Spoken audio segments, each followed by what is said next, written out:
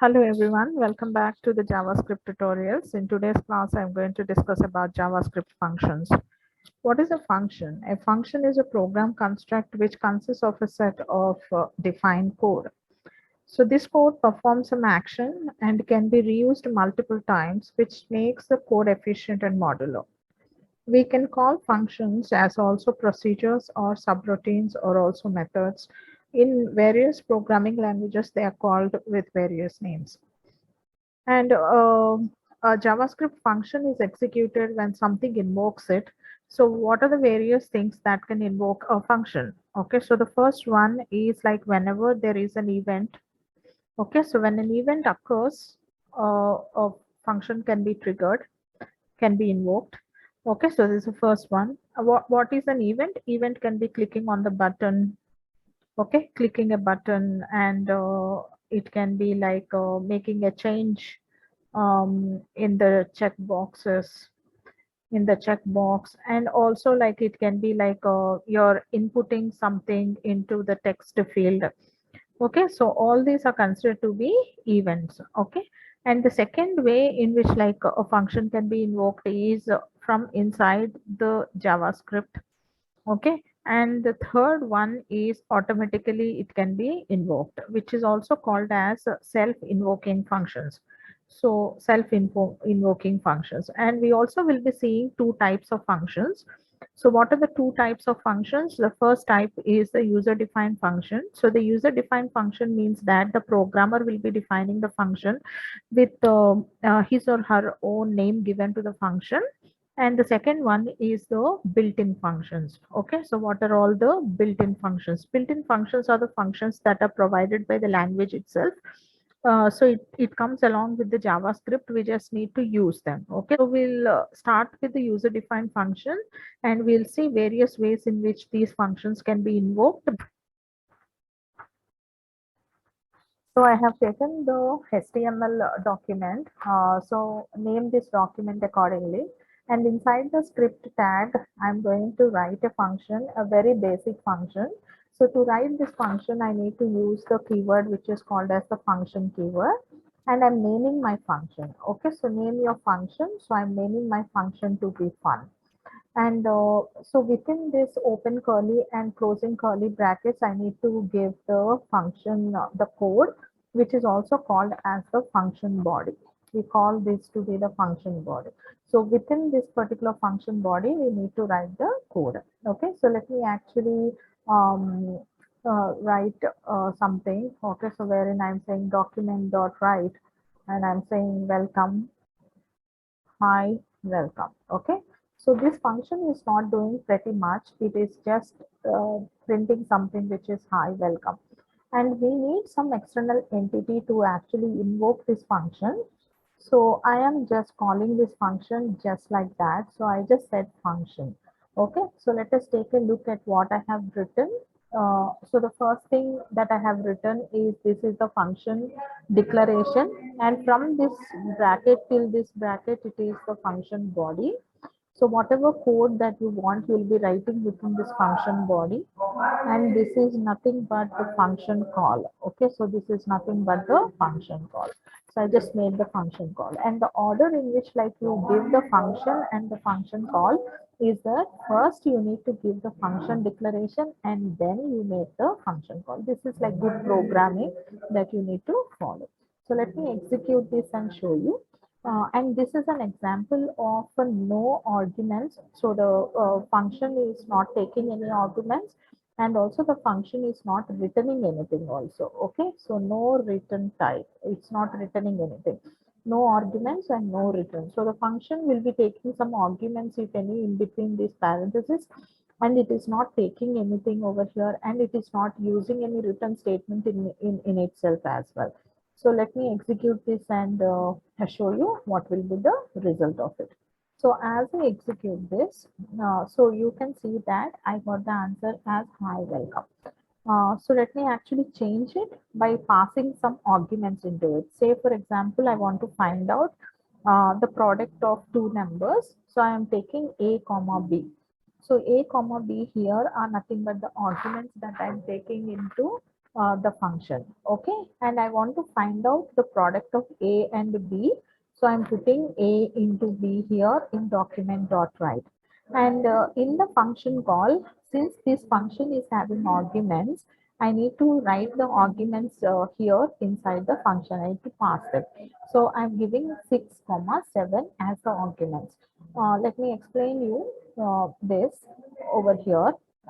So what I did this, I have passed A and B as arguments, okay, and these arguments are local, okay, so they are considered to be the local variables to the function. And this is the product, this is the code that I have written within the function. And this is nothing but the function call. And this function is I'm giving two arguments into this function, and these two arguments are going as a positional arguments. Okay, so these are the positional arguments. So A will be getting 6 and B will be getting 7. Okay, now it will be doing the product of these two numbers, and it will print that itself. It is not returning anything. So this is an example of with the arguments. So there are arguments inside this function, but without return type. So there is no return type. So without the return value. So you can say without return value. So this is an example of with arguments and without return value. So let me execute this and show you. So let me run this. So as I run, you can see the product of this 6 into 7 is 42, and I got the answer over here. So let me show you another example where I'm having the arguments as well as the return value. So here I'll be taking off this document dot write, and I'll be using a keyword which is called as return. I said return A into B. So now what happens is this function call as it is made will take you to the function, and after the function execute, the 42 will be returned back to this function call. So I need to catch that. So I'm using another variable which is let y is equal to fun 6 comma 7, and here I'll be using a document dot write, and then I'll be writing this y here. Okay, so as I execute, you can see I got 42. Let me change the values of this. So let me make it 5 to for you to understand the result. So as I run it, you can see 35 is the answer, which is 5 into 7. Okay, right. So this is an example of with arguments and with the return types. So now let us look into how can you make functions to be expressions. Okay, so to make it as an expression, so function expression, what I'll do is I'll take a variable y.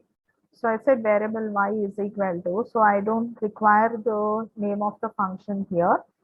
So I'll say function a comma b, then I'll just write return A into B, and then I'll close it. Okay, so now what I did is I made this variable to work like this particular function, which performs the product of two numbers. So I can take x over here, and then I'll say y, and then I am passing 5 comma 7 into it. So it will perform the product of this, and it will give me. So let me just take 8 into 7, and here I should be writing x. Okay, right.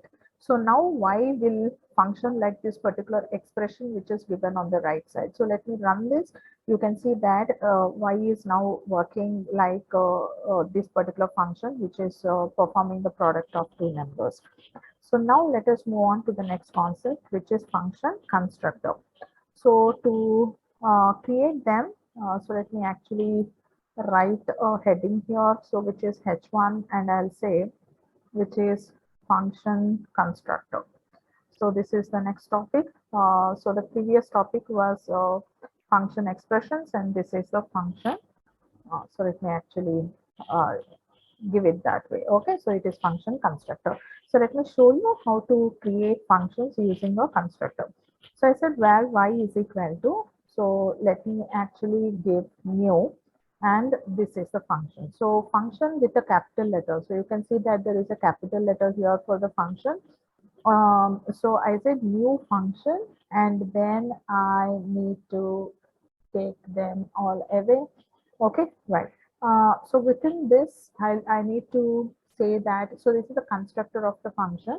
class. Okay, so I said new function, and within this parenthesis I need to give the arguments that I'm going to pass in double quotes. So I have only two arguments to be passed, so I said a and then comma b and all that. So now I'll say in again double quotes. In between the double quotes, I need to say written A into B. Okay. So that's it, wherein I have made Y now do this particular function, which is A into B. Okay. So let me execute this and show you. So I'll be getting 56. So let me change it to be 9 into 7. So you'll be getting 63. Okay. So now Y has got the function. Okay. So which is A into B. And we have done that by using the constructor of the function class. So this is the constructor. So new function. By using this, we made a new function, and wherein we passed the list of the arguments, and then finally what this function needs to do. Okay, so these are examples of compact functions that we can create. So next I'll be showing you how to create self-invoking functions, so which do not require a function call like this. Okay, so this is actually a function call, so we don't require a function call. We'll see how to create the self-invoking functions. So let me change now the topic is self-invoking function. So let me put that as the heading. Okay, so what is the heading? So it is self-invoking function. So how do I create it? So I'll simply write function, okay, and then put some parentheses and the body of the function. Inside the body of the function, I am simply writing document dot write, and here I'll say hi. This is this function self-invoked. Okay, I have written that inside the function, but now I need to give some syntax to this particular function. So I need to put it around the parentheses. So you can see that I have put one parenthesis over here, and after the function body, I need to give one more parenthesis. So I gave one before and one after it, and then after again, I need to give two parentheses and a semicolon. Okay, so this is the syntax of creating self-invoking functions. As I execute, you can see the result of it. Okay, so hi, this function self-invoke, wherein I haven't made any call to this function from anywhere from the program. Okay, so this self-invoked automatically when your interpreter started executing the code in the script. This function self-invoked and it executed by itself. Okay, so I hope everybody understood what are self-invoking functions. Okay, so next we will see functions as values. So let me actually change the heading of it. So it is functions as value. Okay, so functions as value. So let me actually create a function which will be doing the multiplication of two numbers. So a comma b, and inside the function, so let me say written. Okay, so a into b. So this is what this function is doing.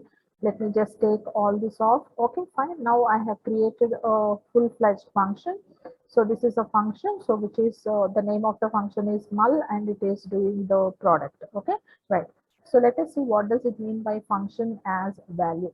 Okay, so function as value means that so I'm giving the function call as a value. So I'm saying let y is equal to so I'm calling the function which is null, and I'm giving certain values into it.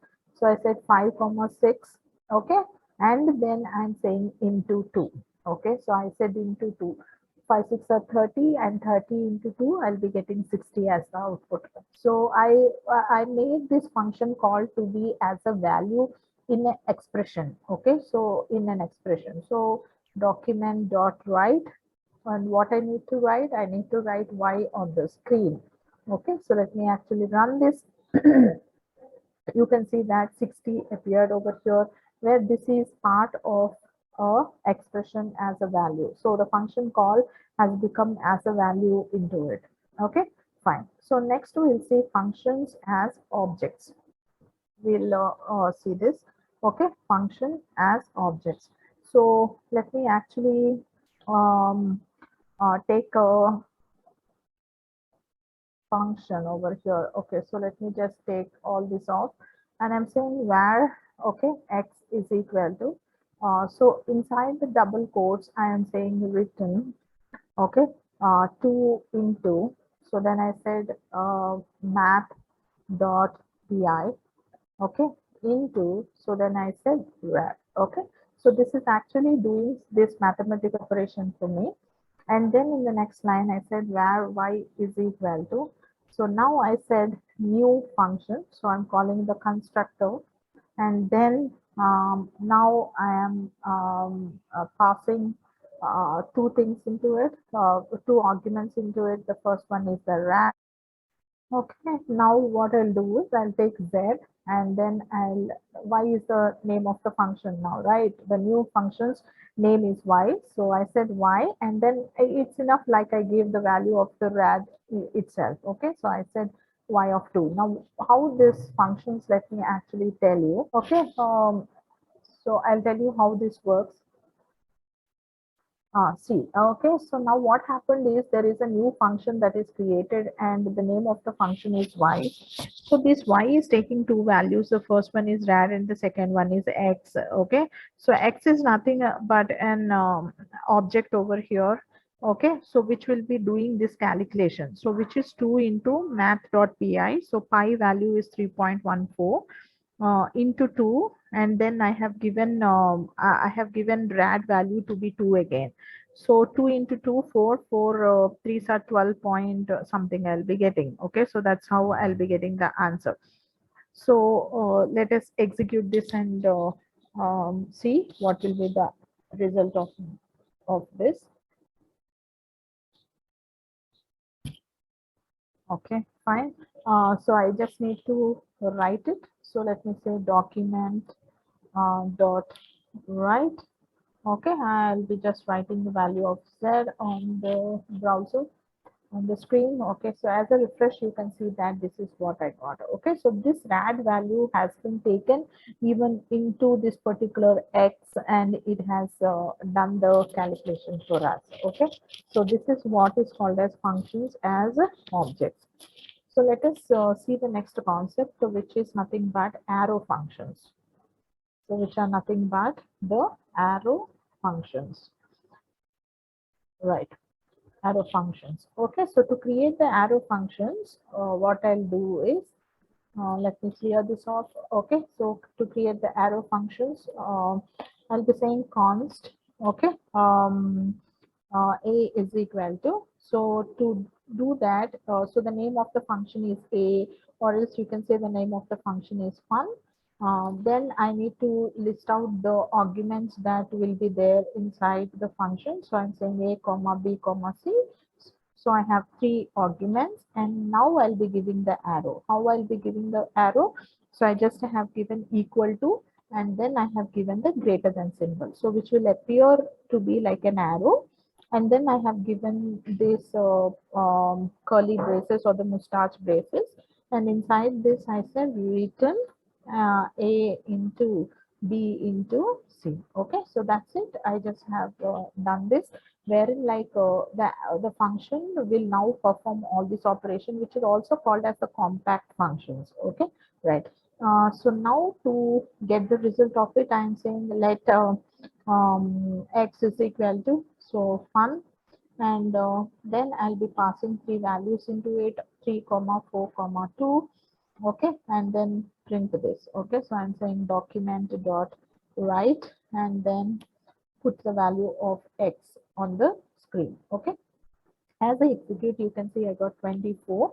So which is 12 twos are 24. Okay, so 3 fours are 12, 12 twos are 24. So this is the output that I got by using the arrow functions.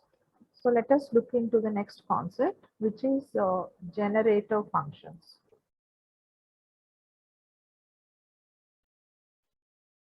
So far we have seen functions which are giving a written type of only one value is written from the function. So now I'll show you how to return multiple values from a function. So these are called as generator functions. Okay, so when you want to return multiple values from a function, you call it as a generator functions. So I'll be taking off all this, and this is my script. Inside the script, I'll say function, and I am putting a star over here. I want everybody to make a note of it. What did I do? I have put a star here. So what is the star? The star represents that I want to return multiple values from the function. Okay, so return multiple values from the function. So that is what I have done over here, right? Okay, fine. So I did start, okay, function star, and give the name to the function, which is fun. Okay, so I'm giving the open, okay, so I'm giving the open bracket and the close bracket. Go to the next line. Okay, bring this script to the next line. So in between this, what I'll do is I'm actually passing two functions, three values from the function. So the first value passed is 34. So I'm saying yield 34. Yield is a property which will actually decide on pause and continue of the function. So rather than writing more returns, okay, so I'll be using yield function. So I'm saying yield 34. So what will happen is this will send the value to the calling function. Okay, right. And finally, for returning the final value, you use the return statement. So you should not be using return now for all the statements. You should just be using it for if you are returning three values. For the two values, I'll be using yield, and for the final return of the value, I'll be using the return statement. Okay. So what are the values that I'm returning from the function? 34, 2, and 45. So now let me actually give the function calls. I'm saying variable x is equal to, so what's the name of the function? Which is fun, right? So now I have created the object of the function class.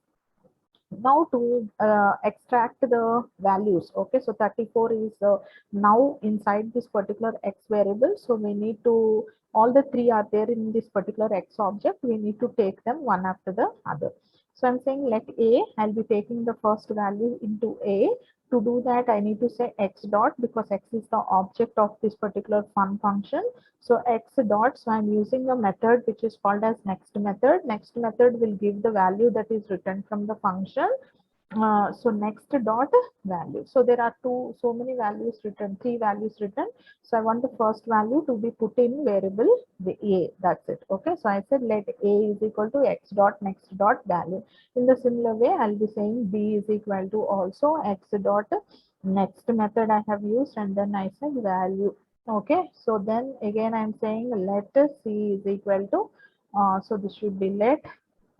Okay, fine. Okay, right. And then I said x dot next dot value. Okay, so next dot value. Okay, finally, if you want to print them, so I'm saying document dot write, and then print all the values. So let me print a and give some space, and then take print b, and then give some space, and then print C. Okay, so let me print A, B, C for you on the screen. Okay, so as I execute, you can see I got 34, 2, and 45, which are there in the variables A, B, and C. So this is how you write a generator function, which what is meant by a generator function, which will return multiple values. And to signify that it is returning multiple values, you need to give a star here. And inside this, you can return n number of values. Last value only should be written as written, and the rest of the values should be written as yield. And to extract the values that are written, you will be using the next function. And so from this particular object, to extract the value, you will be using the dot value property. Okay, so this is how you will be actually extracting multiple values from a function. So we have covered the concepts of automatically invoking a function by itself or self-invoked function. And we also have seen how you can actually call a function from within the JavaScript. Now I'll show you how to actually call a function when an event occurs. Okay, so let me show you when an event occurs, how to call a function. So let us do an event which is like a button. On button click, I want the date and time to be printed. So I'm saying button, and then I'm using a event which is called as on click. So on click, I want it to call a function which is nothing but fun. Okay, fun function. And I want on the button to display click me button on it. So I'm just saying click me and then close the button tag. Okay, right. So now we have created on click. Okay, so on click this function will be called. So let me write the function now. Okay, so inside the script, JavaScript, we just need to see a button is created which is click me, but nothing is happening as I click on this particular click me button. Nothing is happening because we haven't written the function, so the dynamism is not there. It's just a static page. So let us create the interactive one and the dynamic one. So do that. I'm saying function. So what's the name of the function? Fun. And then here I am saying document dot get element um, get element by ID. Okay, so let me actually take a paragraph here. Okay, so let me take a paragraph here which is P, and then I'm giving an ID to this paragraph which is para, and then I'm just closing this para. Okay, so inside this para I'll be saying that the today's date will appear here. I will say today's date and time will appear here. Okay, so I just said that, so it will appear here. So this will dynamically change. So what is the ID of the para? So the ID of the para is para. So I just said document dot get element by ID. So which is para dot. So I'll be using the property which is here in a HTML to change the contents of the element paragraph. So that is equal to, so I'm saying date. Okay, so the current date will be put inside this particular paragraph. Now let me refresh and show you the execution of it. So it is showing that click me button appeared here, and today's date and time will appear here as I click on the button. So as I click on the button, you can see the date and time has appeared here. Okay, so it is showing that it is April 28, 2022, and the time is 3:17, and all that is shown over here. So this is what is called as a function calls on a particular event. So when there is an event, like when I click on this particular button, this particular event is occurring. So that's it, friends. These are all the concepts that we need to understand in functions of JavaScript. I hope this video is helpful to you. Thank you for watching.